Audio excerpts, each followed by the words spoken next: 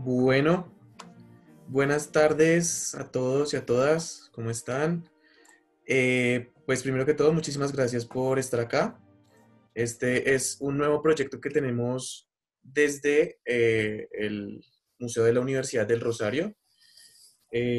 Vamos a presentarnos así rápidamente. Mi compañera Daniela Ramírez, socióloga de la Universidad del Rosario, y pues su servidor, Iván Quintero, también sociólogo. En este momento, bueno, estamos esperando a otro de nuestros compañeros a ver si de pronto pues puede ingresar. Pero pues vamos a dar inicio a esta charla. Entonces, quisiera comenzar de nuevo agradeciéndoles por su presencia acá y explicándoles un poco cómo va a ser este nuevo formato que vamos a manejar desde el Museo de la Universidad del Rosario. La idea es que vamos a tener diferentes actividades. La primera de ellas son los recorridos habituales, que se los recordamos, lo pueden estar, pues lo están viendo aquí en pantalla en este momento. Y son los recorridos habituales que van a ser lunes, miércoles y viernes a las 3 p.m., también por Zoom. Y este formato en el que estamos, que son los conversatorios semanales, se van a realizar los martes y jueves, cada semana con una temática diferente. Esta temática va a tener dos, digamos, cosas importantes. La primera es que se va a conectar o se van a hablar cosas importantes que se manejan desde el Museo de la Universidad del Rosario, temáticas con relevancia histórica para la Universidad del Rosario, y se van a comparar con problemáticas o con temas pues ya mucho más actuales. La idea es que los martes vamos a hacer una breve contextualización de lo que es el tema de la semana. Esto no va a durar más de 40 minutos y luego el jueves vamos a tener algunos invitados e invitadas de diferentes, digamos, áreas del conocimiento para que den su opinión y nos colaboren un poco hablando y dialogando sobre la temática. En este caso, queremos dar la bienvenida a este primer tema, el cual trata sobre José Celestino Mutis y su importancia, digamos, al crear o al controlar por medio de una vacuna, si se quiere decir, la epidemia de la viruela en 1802. Y este tema vamos a compararlo un poco con lo que es lo que estamos viendo en este momento, ¿no? El tema del COVID-19. Entonces, bueno, este material igual también va a ser subido a nuestras redes sociales, que ya al final lo vamos a pues, un poco a decir y para que nos sigan en todas nuestras redes sociales, podamos también interactuar. Si tienen algunas preguntas, pueden ponerlas aquí en el chat, que pues en la medida de lo posible vamos a estar contestándolas. También recordarles que pues igual si no alcanzamos a contestarlas, al final vamos a estar subiendo esto a YouTube, a nuestro canal de YouTube del Museo de la Universidad del Rosario, y pues posiblemente trataremos de contestar también a las dudas que tengan. Entonces, pues muchísimas gracias de nuevo por estar acá y vamos a dar comienzo al tema que nos concierne. Entonces, primero vamos a hablar un poco de don José Celestino Mutis. Eh, a grandes rasgos, José Celestino Mutis nace en Cádiz, España, el 6 de abril de 1732 y murió en la ciudad de Santa Fe de Bogotá en septiembre de 1808. Eh, digamos que una de sus grandes características, pues él era una persona, un personaje muy importante y tenía mucho, mucho por hacer. Él fue sacerdote, fue botánico, fue geógrafo, fue matemático, fue médico y también, algo muy importante para nosotros, es que fue docente en pues, el Colegio Mayor Nuestra Señora del Rosario. Entonces, Daniela, que nos puedes contar un poco cómo fue que llegó José Celestino Mutis aquí a Santa Fe de Bogotá, digamos, bajo qué condiciones llegó, quién lo mandó. ¿Podemos contextualizar un poquito esa parte histórica? Gracias, Iván. De paso, pues también quiero presentar a nuestro otro compañero que acaba de llegar, que es Ah, sí, ahí Nicolás llegó. Riesgos. Hola, Nicolás. Él es politólogo también de la Universidad del Rosario y monitor de este museo de la Universidad del Rosario. Muchas gracias por la presentación, muchas gracias por la invitación. Y nada, pues esperamos que en estos 40 minutos charlemos un poco rico sobre quién fue Mutis y la importancia de este personaje dentro de la salud pública en esos primeros años del siglo XIX. ¿Listos? Podríamos empezar, Dani. Bueno, eh, Es muy curioso de pronto tal vez cómo llega Mutis a Santa Fe de Bogotá, pues el sabio gaditano en sí llega a Cartagena de Indias el 28 de octubre de 1760. Él llega desde el puerto de Cádiz, se transporta en barco, él llega a ser el médico de cabecera del virrey, que es Pedro Mesía de la Cerda. Algo muy curioso también que pasa en este viaje es cómo Mutis llega a vincularse también al Colegio Mayor. Pues de hecho, en un libro del doctor Álvaro Pablo, que también es de la Universidad del Rosario, él comenta que durante esta travesía, desde Cádiz hasta Cartagena y posteriormente de Cartagena a Santa Fe, el virrey le pide al sabio, pues porque él conocía de muchísimos temas, sabía de muchas cosas, le pide que por favor comience a educar a sus subalternos. Entonces, que los comience a educar cuando Mutis se establezca en Santa Fe, Bogotá, pues que es en donde en sí el virrey va a estar operando, como dando las instrucciones pues para el virreinato de la Nueva Granada. Es así como el rector de la época del Rosario se entera, José Joaquín de León y Herrera. Él se entera pues de que Mutis va a instruir a los subalternos del virrey, entonces decide hacerle una propuesta a Mutis y es decirle como, usted podría venir a dictar las cátedras de medicina en la Universidad del Rosario, pero Mutis se niega y le dice que no, que en sí él no se quiere como establecer en sí aquí, como que no quiere quedarse solo bloqueado, digámoslo de esta forma, en la capital. Así que Mutis se niega en primera instancia a dictar las cátedras de medicina. Pero entonces el rector José Joaquín Herrera como que no se queda solo con eso y decide ir a hablar con el virrey y le dice como, pues teniendo al sabio acá en Santa Fe, Bogotá, ¿por qué no que se oficialicen las cátedras de matemáticas? Pues porque si bien eran lecciones particulares que se estaban dando, ¿por qué no oficializar ya la cátedra de matemáticas? Es así como el virrey entonces le pide a Mutis que dicte las cátedras de matemáticas. Nico, ¿quisieras complementar algo? Sí, pues efectivamente, lo primero que se sabe de Mutis en la Nueva Granada es gracias a su nombramiento como médico de cabecera del virrey. Y efectivamente, sus mayores intereses en la vida no son el quedarse en Santa Fe de Bogotá sirviendo o estableciéndose en la ciudad, sino más bien recorriendo el reino y explorando la riqueza natural que éste tiene. Por lo mismo es que pues, el sabio también está muy vinculado con la materia del desarrollo económico del país, del virreinato en este momento, y sus discípulos y las generaciones siguientes, país, debido a que precisamente hay una intención directa con tratar de sacar el mejor provecho a todos los recursos naturales que hay dentro del territorio. Uno de los primeros a preocupar de manera extensa por la materia de ingeniería, porque si bien el virreinato es un virreinato rico, que no lo hemos sabido aprovechar, no se sabe aprovechar de la mejor manera esas riquezas. Ok, tenemos ahí unos leves problemas con la comunicación. Estas nuevas tecnologías a veces nos juegan un poquito mal, ¿no? Pero bueno, muy interesante. Continuemos. Yo quiero preguntarles a ustedes dos, ¿cómo fue entonces en sí que se vincula, digamos, directamente José Celestino Mutis al Colegio Mayor Nuestra Señora del Rosario? Ya ahorita Dani nos da unas pinceladas al respecto, pero es que existen, digamos, algunas voces que dicen que, por ejemplo, que José Celestino Mutis había sido el precursor de la escuela de medicina del Rosario, entonces digamos también como para desmentir un poquito esa cuestión. Pues digamos que más que desmentirlo es como complementar de pronto esta información. ¿Qué pasa?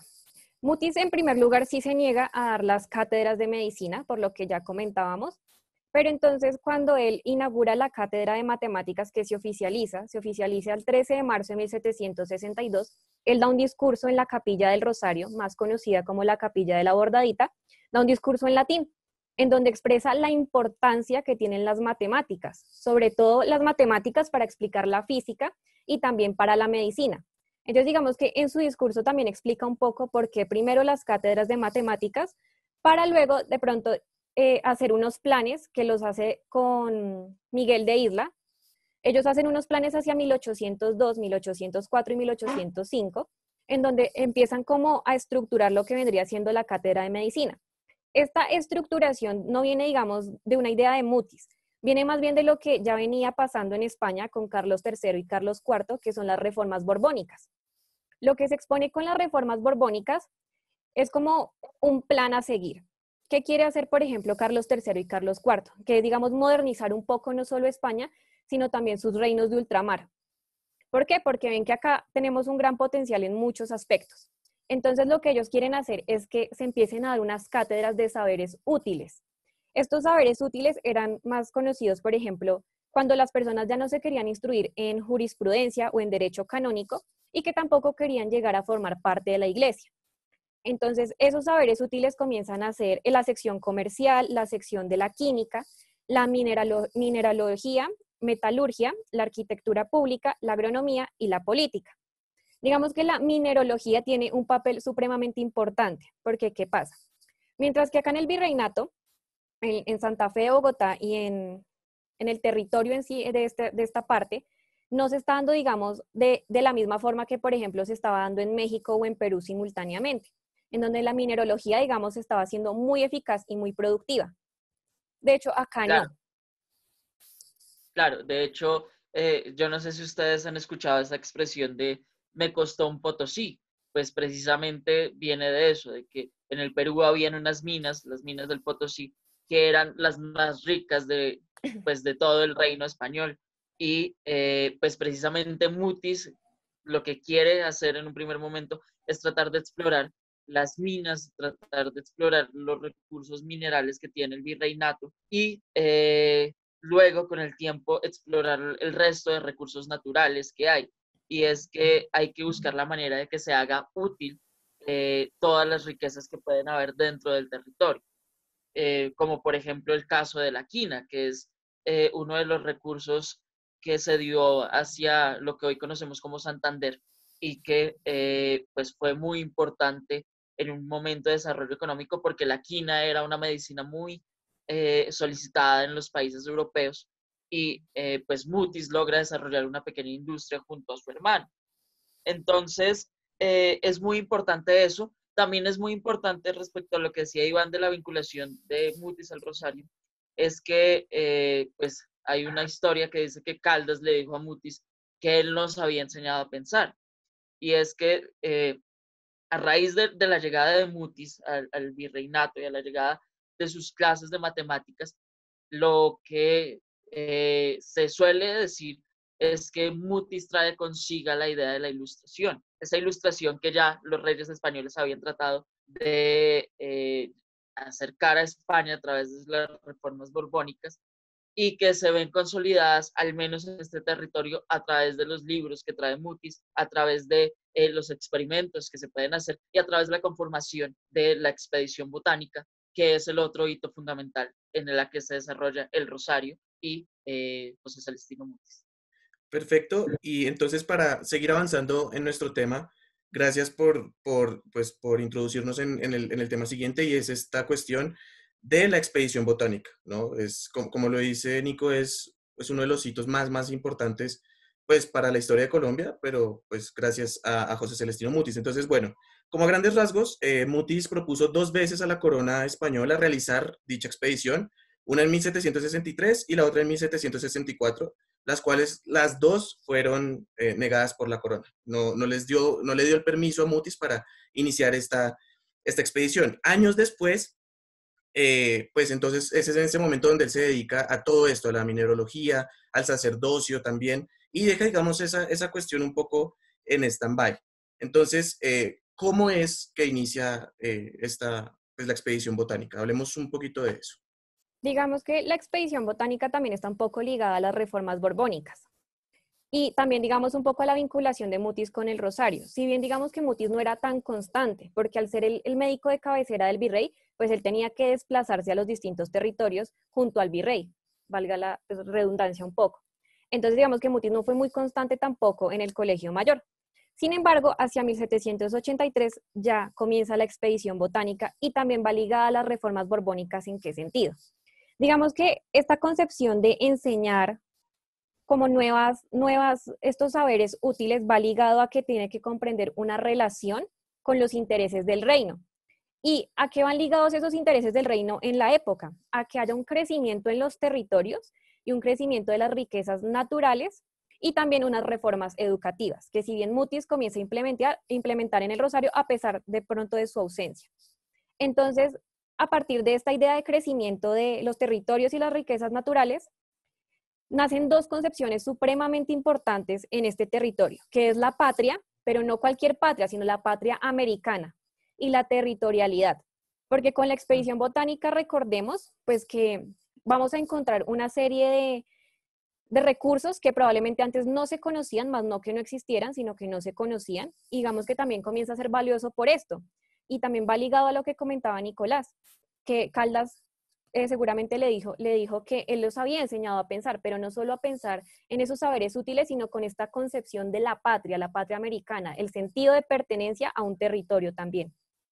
Claro, pues es muy difícil pensar en lo que sucede después del 20 de julio de No ser por Mutis, porque es la primera vez que los americanos cuestionan el tema de la tierra y pues cómo se incluye el hecho de que ellos sean españoles americanos, pues como así se les decía a los criollos, dentro de esa territorialidad. Entonces, con respecto a la expedición botánica han nacido un montón de mitos, por ejemplo, eh, se habla de que es la primera vez que indígenas, criollos trabajan juntos, se habla de la importancia de precisamente de esa unidad, pero yo creo que lo más importante de toda la expedición botánica es el hecho de que, que hay un desarrollo científico bastante fuerte que tiene como figuras centrales americanos, porque es la primera vez que la ciencia empieza a desplegarse de Europa, de la península, y se traslada directamente hacia un territorio americano, pues con todos los territorios que tuvieron cosas semejantes a expediciones botánicas. Entonces, si bien Mutis es uno de los protagonistas fuertes, es el fundador, tal vez son los criollos los que le dan un poco más de sentido. Además que hay un problema con respecto a Mutis y es que Mutis no publica libros. Mutis deja el conocimiento, pero nunca hizo una publicación fuerte y como se sabe en el mundo científico es muy importante publicar. Entonces todos esos conocimientos son recogidos por sus discípulos y muchos de ellos están en las publicaciones que hacen en periódicos y libros que salen hacia finales de 1808 y pues el resto de la República. Finales del virreinato e inicios de la República. A propósito de eso, y ya te doy la palabra, Dani, tú ahí nos estás mostrando una imagen, pero antes de eso quisiera resaltar lo que dice Nicolás rápidamente, y es que esta expedición fue una de las expediciones más costosas, que pues más cantidad de dinero, digamos, le costó a la corona española, y de la cual precisamente no hubo tanto registro o no hubo tantos postulados, no se publicaron tantas cosas científicas, entonces como que para la corona en sí no fue tan importante como otras expediciones, contrario a lo que pues sí ocurrió aquí pues, en la Nueva Granada y luego Colombia, claramente para la historia de nuestro país, pues sí fue sumamente, sumamente importante esta expedición. Daniela, ¿qué es esta imagen? Por favor, nos cuentas. Bueno, esta imagen es parte de la capilla del Rosario, la capilla de la Bordadita, es el monumento fúnebre a Mutis. Acá se puede apreciar en esta parte de acá, es un reflejo, como un honor a la expedición botánica y de este lado se encuentra Mutis dando clases. En la parte de abajo vamos a encontrar la Muticia clemantis, mejor conocida hoy en día como los claveles. Se le pone el nombre de Muticia en honor a Mutis, puesto que durante la expedición él es quien la encuentra. Digamos que también algo a resaltar, discúlpame Nico un segundo, que Iván decía que de pronto no se hizo tanta producción de la expedición botánica. ¿Qué pasa? Si se hacen varios productos, se hacen cerca de 7.000 láminas en donde se muestra la flora y la fauna que contiene el virreinato de la Nueva Granada. Pero ¿qué pasa? Cuando llega la Reconquista Española con Pablo Morillo envía todo este material a España. Y hoy en día digamos que estos registros se encuentran en el Real Jardín Botánico de Madrid. Entonces, más que no se haya hecho producción, lo que pasa es que no se queda acá en Santa Fe de Bogotá ni en el Virreinato. Se envía toda a España con la Reconquista Española. Efectivamente, sí. O sea, es decir, los criollos hacen una producción bastante importante, pero mucha de ellas termina en el Jardín Botánico de Madrid, perdida, o sea, pues guardada en unos archivos, hasta que a finales del siglo XIX un colombiano va a buscar pues estos archivos. Pero pues lógicamente eso se queda en España y pues ese conocimiento se había perdido durante pero hay que decir que esa era la interpretación que teníamos del territorio, de la territorialidad, antes que Agustín Codazzi hiciera lo propio ya a mediados del siglo XIX. Entonces, es muy importante la expedición botánica en el sentido de que es lo que sabíamos en el momento en que nos estábamos organizando como nación, en el momento en que dejamos de ser parte de España y nos volvimos parte de la pues una república. De hecho, pues si bien muchos de los pertenecientes a la expedición botánica mueren en 1816 a manos de la pacificación, son los sobrevivientes los que permiten reconstruir un poco ese conocimiento que se creyó perdido hasta hace muy poco tiempo realmente. Muy bien, muchas gracias. Como el tiempo apremia, como les comentaba al principio, la idea es que este tema pues quede abierto y que pues también nos acompañen en la sesión del jueves, que pues va a ser un poco más larga con algunos invitados para continuar hablando del tema. Entonces vamos a introducir ese tema ya del cual pues queremos hablar a profundidad y es la importancia de Mutis en el campo de la medicina, ¿sí? Más específicamente en cuando controló la epidemia de viruela, principalmente de 1802. Sin embargo, bueno, hay que decir que existió un primer brote en 1782 de viruela que llegó aquí digamos, al territorio y Mutis lo que hizo fue tratar de controlarla, proponiéndole a los gobernantes del momento que la mejor forma de hacerlo era la inoculación. Algunos de ustedes pues se preguntarán qué es. Entonces, la inoculación es un proceso en el cual, digamos, se siembra parte del virus en una persona que está sana para que esta persona, de cierta forma, adquiera las defensas necesarias y soportar cuando pues, el virus, el 100% del virus, pues, digamos, llegue a él. Esto también, pues, este tema nos lo van a explicar de mejor manera personas ligadas al tema de la salud en la sesión del jueves. Pero a grandes rasgos era eso. Entonces, lo que hace Mutis es, a pesar de que ellos no creían, a escondidas de los gobernantes, comenzar a inocular a las personas del territorio con la intención de que ellos cogieran un poco de defensas y demostrarle a partir de su investigación a los gobernantes que esta era la solución. Entonces, en 1782 muere muchísima gente, se contagia muchísima gente de viruela, para luego, en 1802, que ya, digamos, llega una de las oleadas más fuertes de la epidemia de la viruela aquí al territorio, él ya tiene, digamos, toda la investigación hecha y sabe que esa es la solución y la principal solución. La inoculación se hace de forma, y la forma en la que él lo hacía era coger algodón, empaparlo de, digamos, el líquido que soltaban, el líquido viscoso que estaba dentro de las pústulas de quienes estaban enfermos de viruela, y esta se introducía por las fosas nasales de las personas sanas, y así pues ellos duraban 20 minutos, digamos, con algunos síntomas. Esto pues un poco de dolor de cabeza, tal vez fiebre, algunas que otras ronchas relacionadas con la viruela, pero a los 20 días todas estas sintomatologías desaparecían y en la mayor cantidad de las personas se volvían inmunes a esta enfermedad.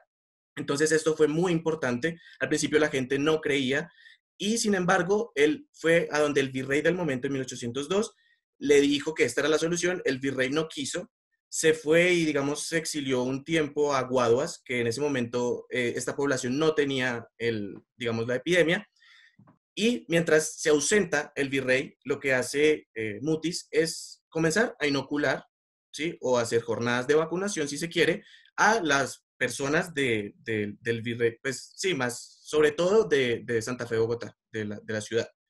Entonces, si bien en 1782 lo hizo con algunas personas, alcanzaron a morir miles, pero en la ciudad de Santa Fe o Bogotá, gracias a su acción en 1802, ya no mueren 1000 personas, sino que mueren cerca de 300 personas o un poquito más. Recordemos que en 1802 la población de Santa Fe o Bogotá era cercana a las 22.000 personas nomás. Entonces, bueno, este tema es muy importante y es posible que el jueves lo retomemos y entonces demos un poquito más de luces al respecto. Y la idea es compararlo con lo que está ocurriendo actualmente con el COVID-19. Se han, digamos, desligado muchas actividades de las personas. Las personas ahora debemos realizar acciones diferentes para nuestro día a día. El estudio, el trabajo, las relaciones sociales e interpersonales se vieron afectadas. Entonces la idea es ver y poner, sí, un versus entre lo que ocurrió en 1802 con lo que está ocurriendo acá. En 1802, efectivamente, se tomaron algunas medidas como cuarentenas, entonces se pusieron retenes militares a la entrada de la ciudad de Santa Fe de Bogotá, se hacía un control y se ponía en cuarentena a las personas que llegaban, pero pues esto no fue tan eficiente en su momento, puesto que no habían los medios que tenemos ahorita, por ejemplo, para que llegaran los recursos, las personas igual tenían que comer, hubo protestas, y todas esas cosas las podemos ver representadas también en algunas poblaciones o en algunos momentos de lo que ha ocurrido en esta cuarentena de esta pandemia actual en este año 2020. Entonces, pues nada, finalizando, queremos, no sé qué tengan que decir Dani o Nico al respecto. Pues digamos que de pronto un dato curioso es que durante las epidemias que se han dado, no solo pues en Santa Fe, Bogotá, sino ya como en territorio nacional, pues siempre se han tenido distintas dificultades. Si bien, pues por ejemplo, hacia 1918 también se da como una epidemia de influenza, pero digamos que lo más grave en este caso, digamos, no es la influenza, sino por ejemplo, em, los problemas de hambruna que comienzan a darse. Entonces, digamos que las epidemias siempre han sido un poco problemáticas y muy difíciles en los distintos momentos que han ocurrido. Claro, y bueno, aquí nos interesa obviamente resaltar la vida y obra de Mutis, ¿no? Muy importante, pues como ya lo hemos dicho, tanto para la Universidad del Rosario como para lo que es hoy Colombia y en general para la humanidad, ¿verdad? Y sobre todo resaltar pues sus aportes a temas específicos, como en este caso el del control de una epidemia, cosas que pues técnicamente, y lo explicaremos el jueves, buscaremos que pues también nos indiquen de mejor forma los que saben muchísimo más del tema, de cómo esto influyó a los controles que tenemos actualmente y los cuales pues sus aportes, digamos los aportes de Mutis se han traducido en salvar vidas, en la protección ante estas epidemias y pandemias. Bueno, y por último, quisiéramos invitarlos a que nos sigan en nuestras redes sociales. En Twitter nos encuentran como @museo_UR. En Facebook nos pueden encontrar como Museo de la Universidad del Rosario o @museo_UR. En Instagram nos encuentran como @museo_UR. También nos encuentran en nuestro canal de YouTube, Museo de la Universidad del Rosario. Y en pues estamos innovando también en esta plataforma que es Google Arts and Culture. De pronto, si no pueden encontrar muy fácilmente el museo en la página de la universidad, pueden dirigirse a Google Arts and Culture. Y aquí van a encontrar todas las obras que tenemos en el museo para que conozcan también sobre ellas.